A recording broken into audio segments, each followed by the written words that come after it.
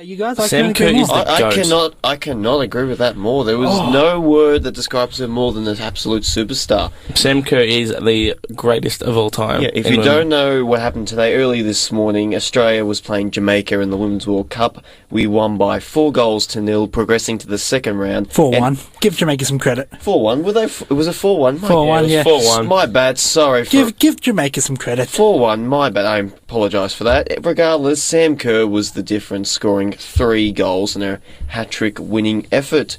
Now, boys, what do we think of our effort by the women's today, and looking forward to playing Norway next time? Fantastic. I was so impressed with this. Look, we were 2-1 up. They scored in the 49th, and then Kerr backed in 20 minutes later with another goal after that. So two in both halves, which was fantastic. We needed those 4 goals. I said this last week that we need to belt Jamaica because I thought that even though, Liam, you disagree with me saying that Italy wasn't the biggest game, Brazil would be the biggest game. I said all along that Italy would be the biggest game of our group because their firepower and their form leading into this World Cup. Brazil's form hasn't been too great, nor has ours, but when you can't base a team on their previous World Cup 4 years ago. I was basing our performance on getting whacked by the Netherlands just before the World Cup. That wasn't a good that's a fair point. And that Italy game was rough. Yeah. That was a rough game. Look, let's not draw on that, especially in the celebration. It hurts me. And then the game against Brazil, which we just won as well, that was marred by controversy. I think 3 VAR decisions. Yeah. Yes. And I couldn't make out any of them. I think the own goal I thought was an offside. I thought, and then it wasn't offside, but the thing was the offside person didn't interfere with the play to be called an offside. Yeah. That's the difference. I'm going to go way back in time here. Like, this is 06. The Italy. No, not that one. This is it was a friendly between Australia and Qatar. Right. Yes.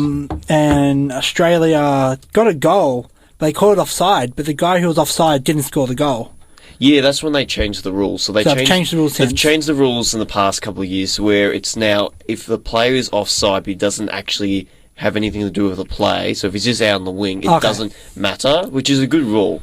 Yeah, and it makes much more sense. Yeah, pretty much got us over, and we finished second in our group, up against Norway, who was second in their group in Group 1 against France was first in their group. Yep. Yeah, so that's a bit interesting because normally we'd be first in the top team in another group. Yeah, I'm happy we're playing Norway. I prefer to play the second team. We're playing... I think we should beat them on the 22nd of June. We're playing, so only in a few days' time. I think we can win. I think we can. Yeah, I think so too. I think we've got that power. I think we've got some good super subs on the bench. We've got Lisa Devana. We've got Emily Razzo, who can start on the bench if there is some more heavy duty players who can start before her. But going through the results. The final group stage matches, we had Sweden taking on Thailand, Sweden winning 5-1. Then we had the USA beating Chile 3-0. Pretty disappointing performance by the US, if I do say so myself. After backing up a 13-0 win, I think they only scored 3 goals. 10 goals less than the game before. That's a bit disappointing. I mean, look, Chile's a bit more just of a casual 10 goals less. Look, Chile's a bit more of an opponent than Thailand is. I think they should have backed up their form. Very disappointing. So you think 13-0? So, if Sam Kerr scores a hat-trick against Norway, she still didn't score 4 goals, so, I think she's dropping off. We're naturally expecting the United States to score, 19 Absolutely. Per game. Yeah. I mean, as if we're not seeing are US... just like another pedestal. But, I'm expecting US to score, 15 goals a game around there. But they've defeated Chile, they've got Sweden, who are second, who are also advanced. So I always love watching Sweden play just in soccer. They're a very, very fun team to watch. It's so weird when you watch Sweden and there's someone with not blonde hair on the team. It's amazing. You almost die of a heart attack. You're pretty shocked. It's like, are those stereotypes? How can that be? Oh, I know. What is this witchcraft? Yeah, exactly. So, look, I think we should go into the knockout phases and do the full tree of what's going on. Yeah. So far, as it stands, we've only got 5 teams in the race. So we've got, obviously, our match is set with Norway. Germany plays the third placed of either Group A, Group C, or Group D. France plays the third place of Group C, D, or E. Spain plays the first of Group F, and then Italy plays the third ranked of A, B, and F. Yep. That's all we have at the moment. And China and Brazil have also advanced. Yeah, exactly. So we don't know what the current things are going to, current knockout brackets are looking like. But did you take us through the winners and who's progressing in all groups? I thought you already did that. I'll do it now. You're doing it now. All right. Didn't you do that before? No, I didn't. Okay. So Norway and France. Norway in second, France in first. Up on goal difference for France, 9 goals to Norway 6. Then Germany and Spain advanced. Italy and Australia. England and Japan. Netherlands and Canada. USA and Sweden. What a plot twist there. It's so great to see Canada back in because I love how they play their football. I just love how they play sports. Yeah, it's fantastic. We'll get to... And they apologise for everything they do. Yeah. Sorry. We'll get to the team of Americans that won for Canada later. Yeah, we'll get to the Canadian great accomplishments later in the show. I mean, look, there's so many fantastic players. I mean, they're all playing in the women's MLS. Certainly, lots of our Australians are playing in the MLS. We've got Sam Kerr.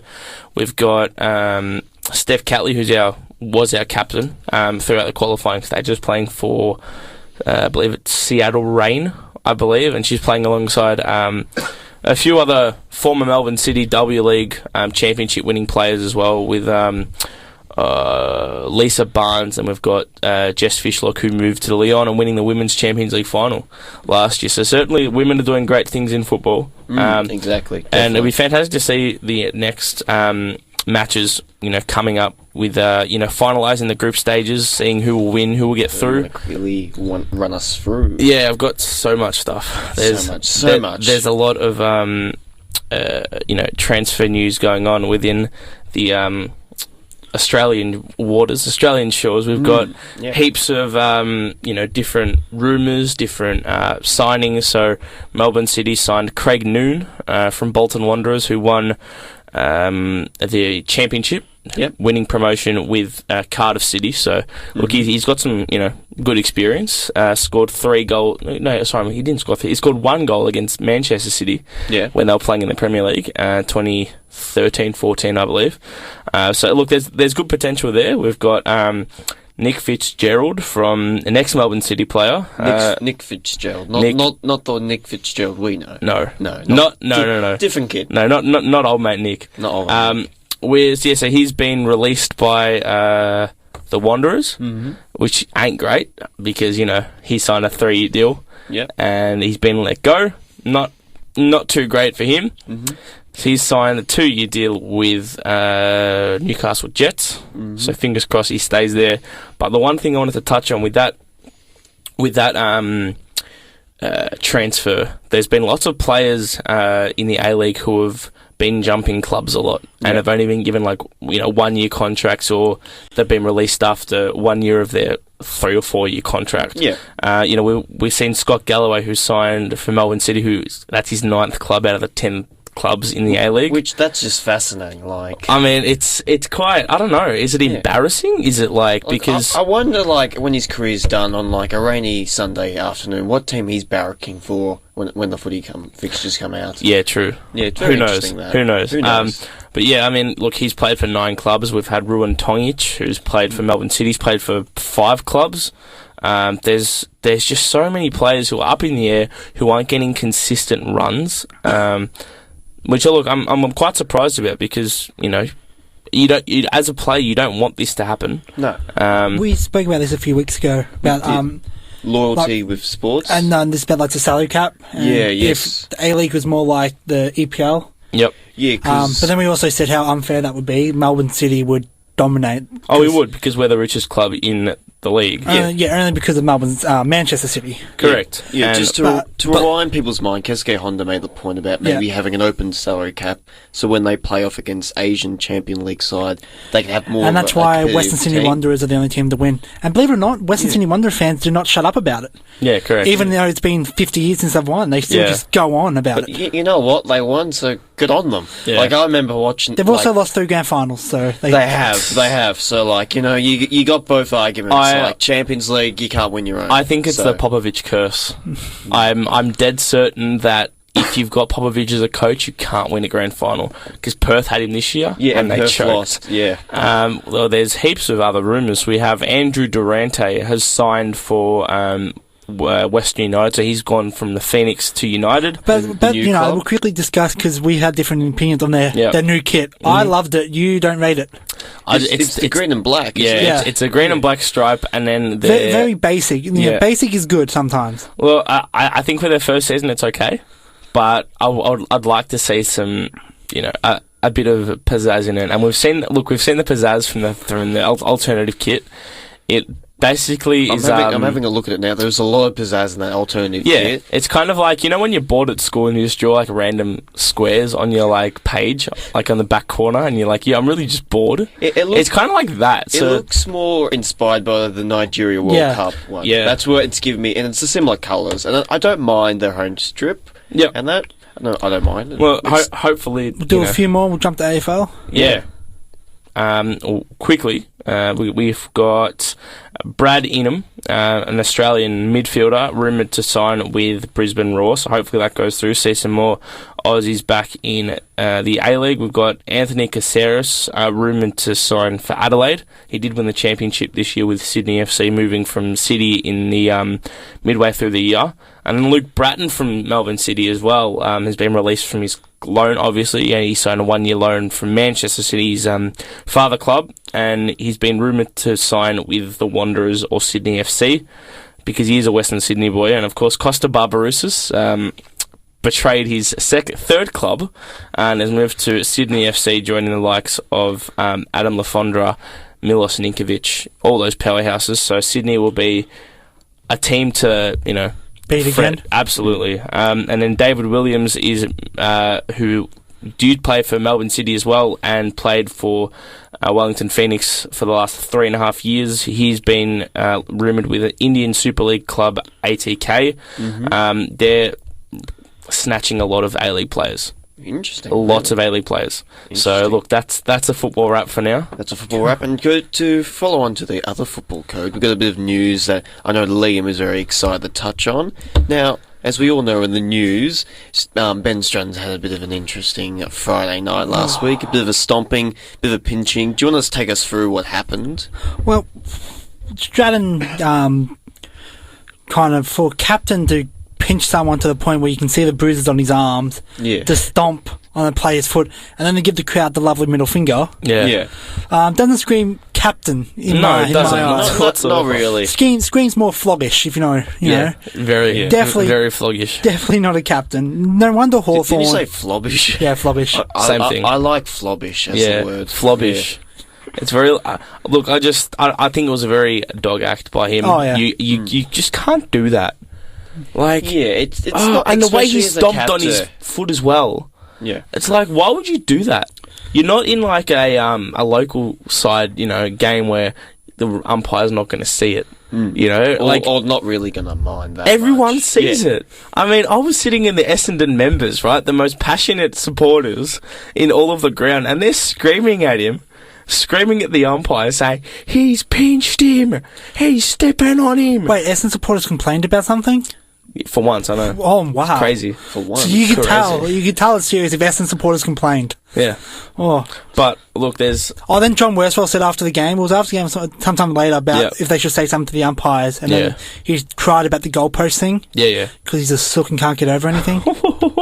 I honestly do not rate John Worsfold as a coach. He's okay. Anyway, I'll take him. He's to rein okay. it back in. Now, obviously, the behaviour wasn't as of a captain-like. Wasn't really of a player that you shouldn't be doing it. But he got a 2-week suspension. Was that the right suspension he deserved, or was it more of a kind of fine thing that he should have got? 2 weeks. Yeah, definitely 2 weeks. 2 weeks. Happy with 2 weeks. Look, there's one thing that's not in the run sheet, but I thought I'd like to bring up the behavioural issues of fans. Did I put that in the run sheet? I swear I did. Unfortunately, you didn't. That was. I think it might have got the chop. Yeah. I'm happy to bring it in momentarily. What do we think? Because I had a first-hand experience with this. All right, do you want to run us through your first thing? Well, look, someone in the front row in my bay was getting overly passionate after I believe it was Dyson Heppel ran one of the Hawthorn players down to the ground holding the ball. And, as the members' end is kind of the back end of the goals, like the 50, right? Yeah.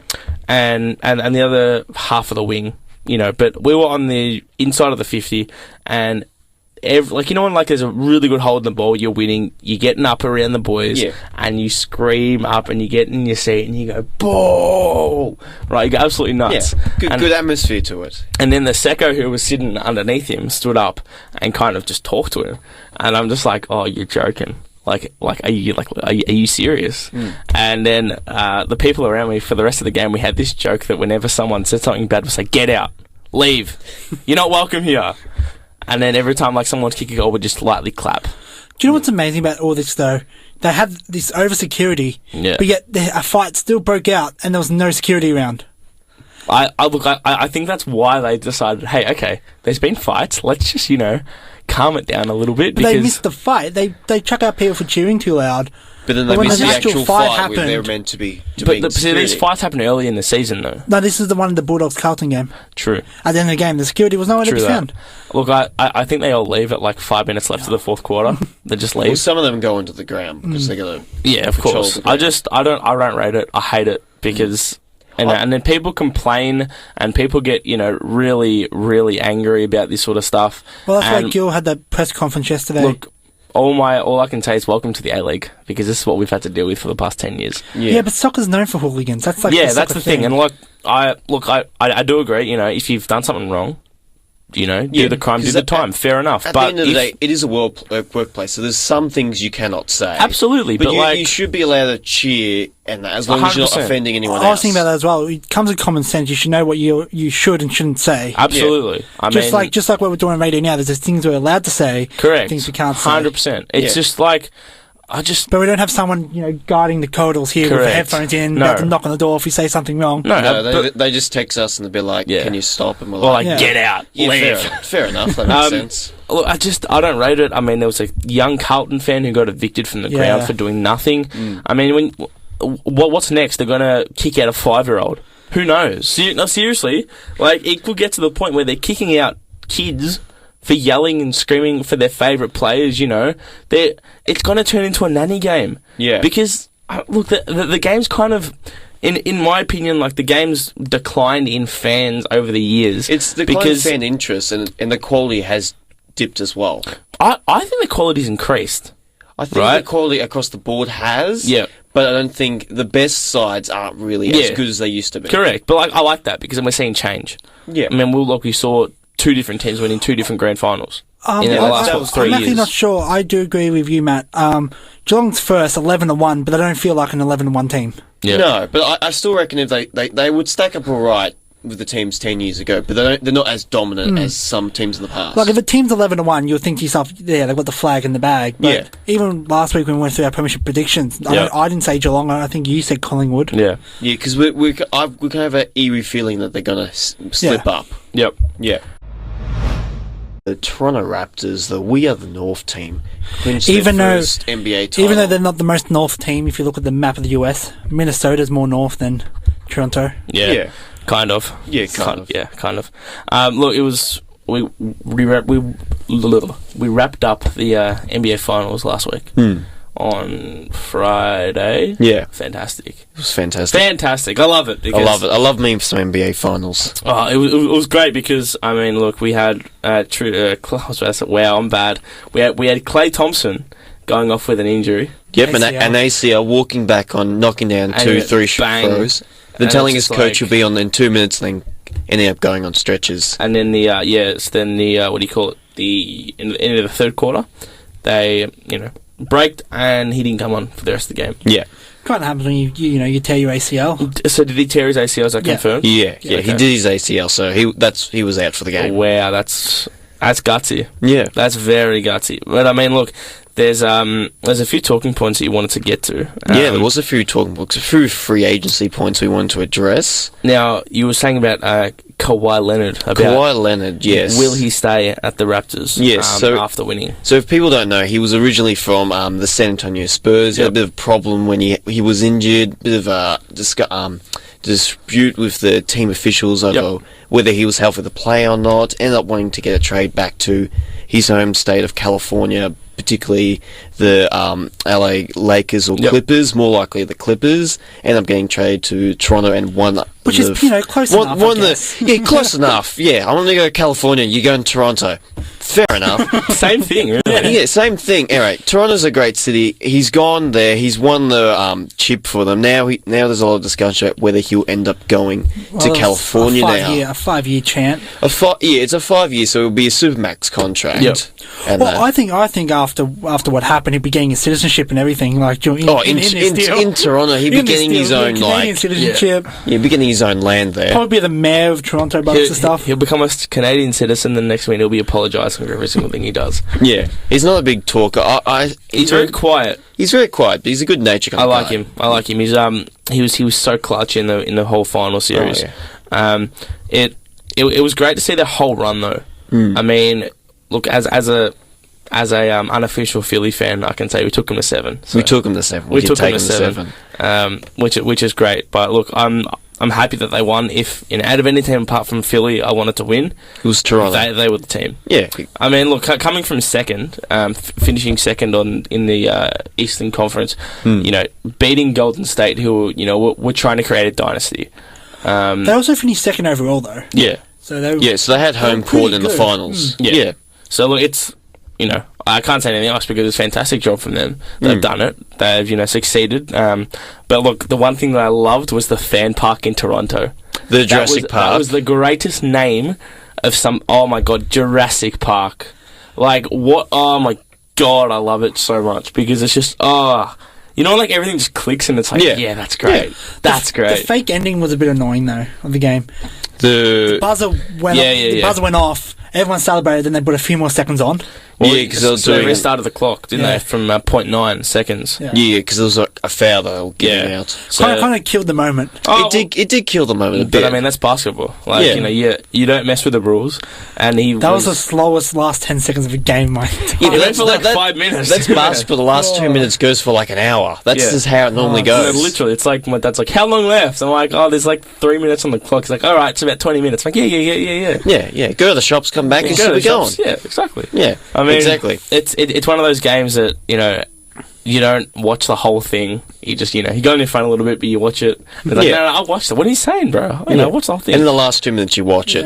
Yeah. Now, so if you acquire Leonard, if you're in that situation where you've won a championship in Toronto, but your home state's California, what will you do? Because the options right now is either Toronto or going to the Clippers. I'd go to the Clippers. You go to the Clippers? I just think it's his hometown though. It's not like trying to go back to back. That's my other point. It's ticking off in my head. It's saying like you've won a championship. Why not go back to back? You're an informed team. You've got the greatest players of the season. Right? Obviously, you've got the greatest team in the league. You should go back to back. Yeah. But then it's like your home state. You're not going to be homesick. You're not away from home.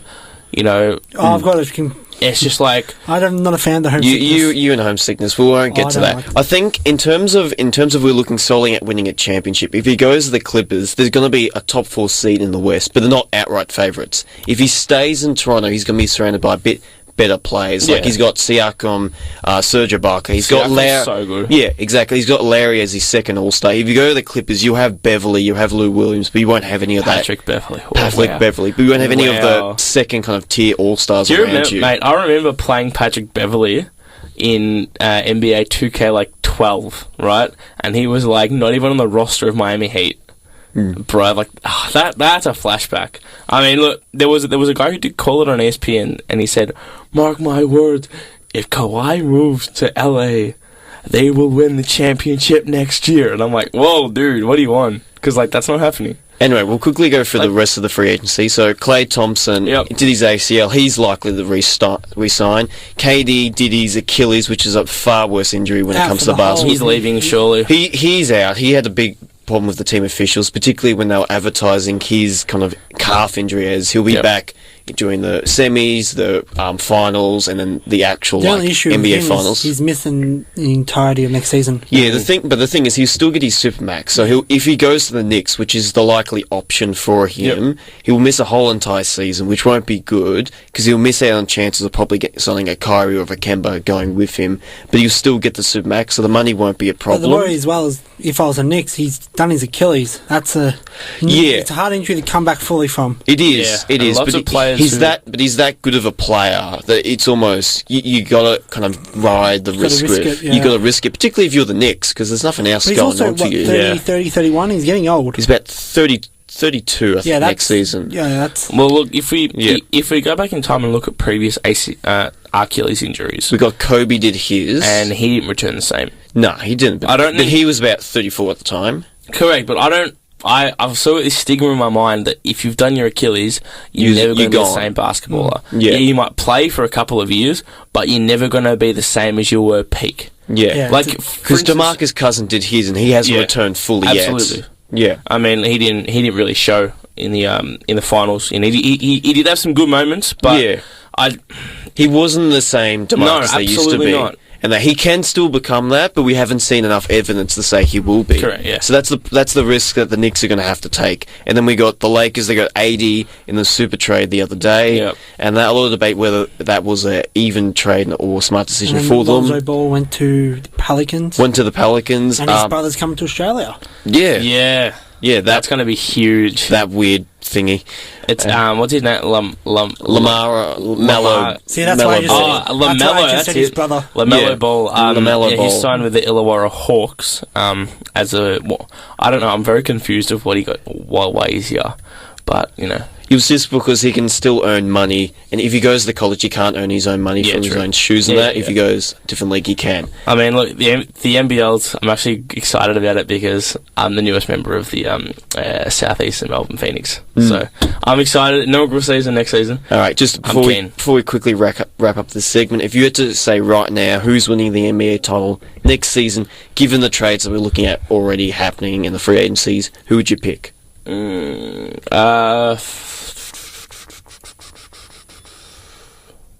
that's a hard one. Liam, do you have anything? I won't say the Lakers, only because LeBron never came back fully from his injury last season. But he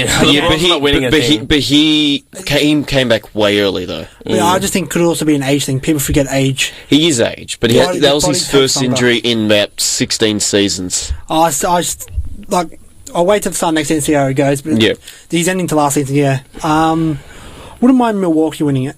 Wouldn't mind Milwaukee. Yeah, Milwaukee. I think in terms of teams in the East, I think right now Toronto and Philly are a bit better than Milwaukee. The thing is with Philly, it's whether they'll get Butler and Tobias Harris back. That's a difference. In terms of the West, Houston Rockets, Harden and CP3 are splitting up because they can't get on anymore. Denver are a good young team, but they won't progress any further. Portland are a good young team, but they won't progress any further. They'll get Jokic back. Spurs aren't improving. Then you got the Lakers, you got the Thunder, who will improve, and so right now I think probably the Lakers are probably just edging it out. Yeah, but we have to wait and see how free agency goes. I'm going with Philly. If Kawhi goes to the Clippers, look, anything can happen. Just a quick one before we wrap up as well. In the NHL, a American team full of Canadians won, and in the NBA, a Canadian team full of Americans won. The irony. Isn't that crazy? I know, right? Yeah. I mean, hang on. Wow, that's so true. Canadians. The more you think about it. No, because I just got confused about the Canadian American. I'm just like, wait, there was no Canadian team. But let's be real, Canadians do it better in the NHL. Yeah. Now, a bit of Cricket World Cup action right now. This? Oh, love cricket. Yeah, but I love it when it's not raining and you can actually play cricket. Don't you love that, man, as well? Yeah, I do love that when you can play cricket and not just watch grass grow. Play. Yeah. It's amazing. It's amazing. Unfortunately, we have not much to talk about in terms of this World Cup in terms of play. The most we have to talk about is the top 4 looks to be locked in for the World Cup. We've got England, Australia, New Zealand and India in the top 4. Obviously, like, some teams haven't played yet, so the rankings aren't exactly official yet. Yeah, so you got New Zealand, who are undefeated, who are flying under the radar. They are under the... I've been saying this the entire World Cup. They are the sneaky chance they'll take it out. I saw you in the middle of the street yesterday. You were just saying to this random person... Yeah, I'm just like, mate, like, New Zealand... You sign New Zealand's under the radar? Yeah, and he's there going, go away, what are you doing there? Why are you in my house? Why do you have a sign in New Zealand? And a kiwi fruit in your hand? This is weird, man. Yes. You crack me up, man. You crack me up. And we also got India undefeated, Australia, and then England have also lost 1 game. And then Bangladesh is 5th, having lost 2 games. Jump on the Bangladesh bandwagon, they can still make it. Bangladesh have been fantastic, man. Seriously, like, their run...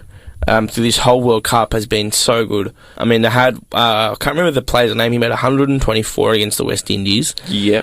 He's just recorded so many great scores in his, in his innings. He's been fantastic. We play them next, when we play them. Tomorrow at 10:30. No, so that's 7:30 our time. Yep. PM. Prime time.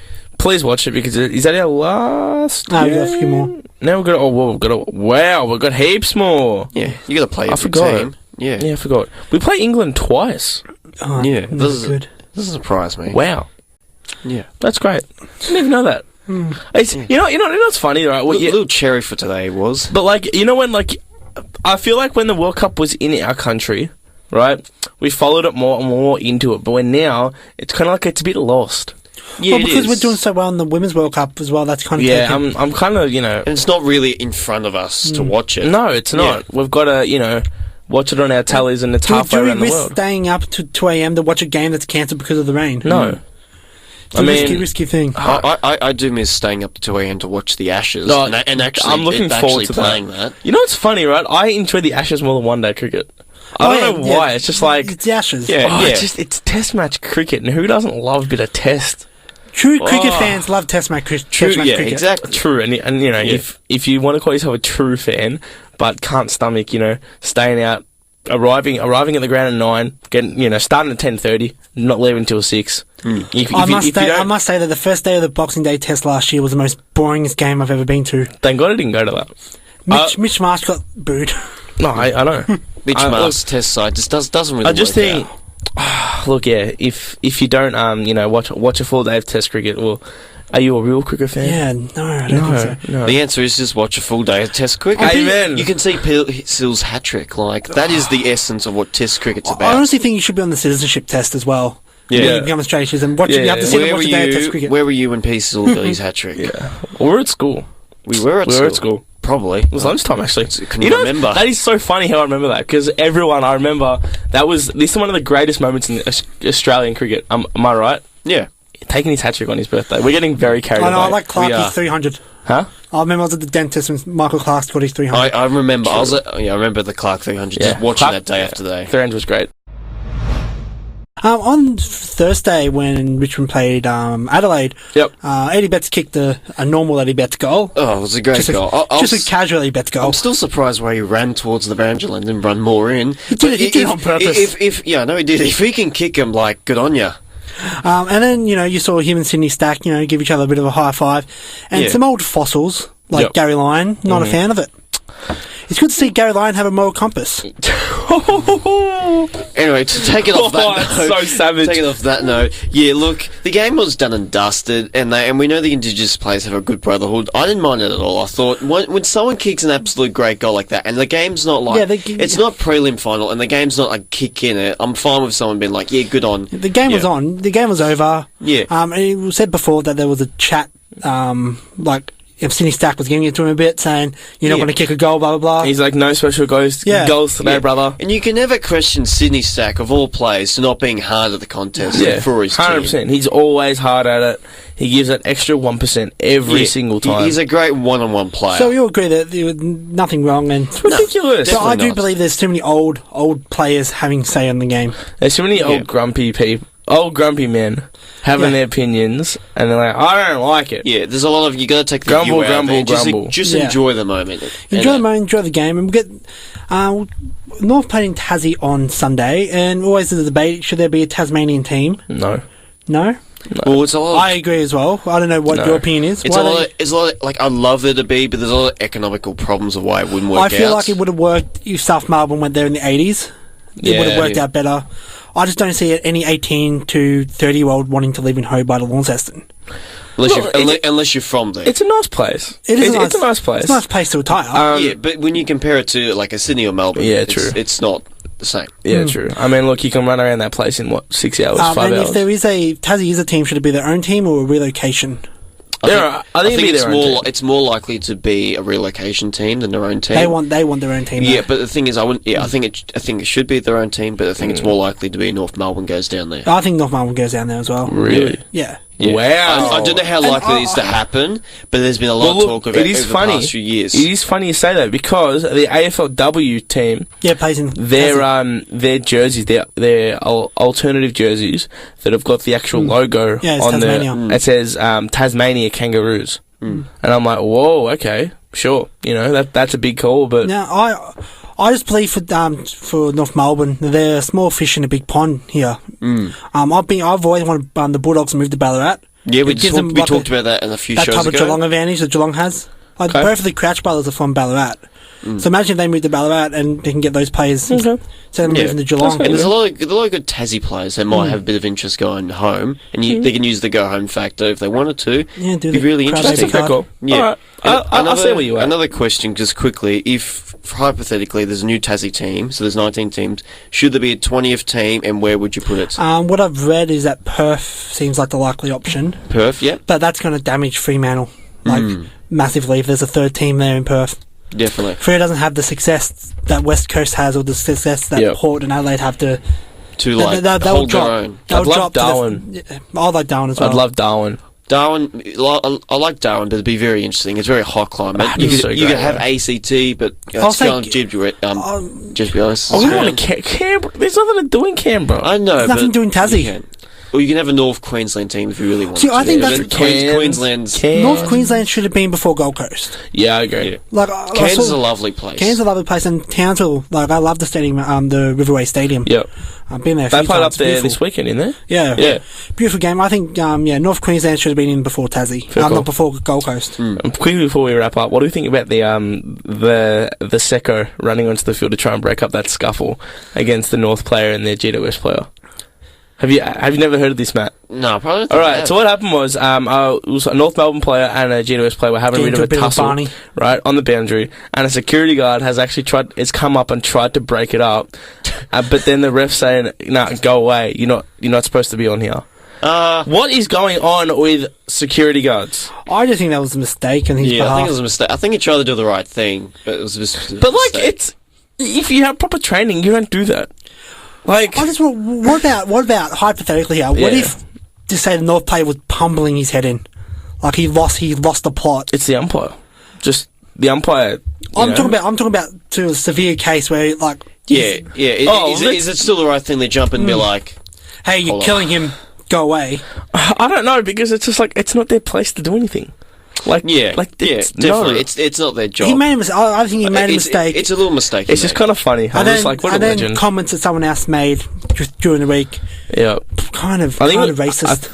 Yeah, exactly. But look, I think all the old blokes on the bounce were having a bit of a grumble about it. Jonathan Brown especially was having a big grumble about it. Yeah. Saying, no, it's absolutely ridiculous. Yada, yada. I think it's, as Liam said, it's a simple mistake. Yep. Yeah, but I think he was trying to do the right thing. When footy's not played in Tassie enough, you're not used to it. It could be his first game of footy. Well, it's any sporting event in general that's not played in Tassie, so you don't really, get that exposure. But, look, I think it was quite funny.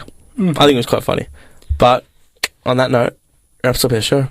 It's been good. It's been fantastic. It's been great. Jump on the socials. We got Sports Desk on Monday, Wednesday, and Friday. We've got heaps of shows going on. We've got podcasts. We've got the Q3 podcast. We've got the Sweaty Upper Lip, which is the all girls podcast. Yeah. And the Q3 podcast, which I run with Ben about Formula One. So please listen to that, and please listen to Sweaty Upper Lip because it gets us exposure, and that's what we want.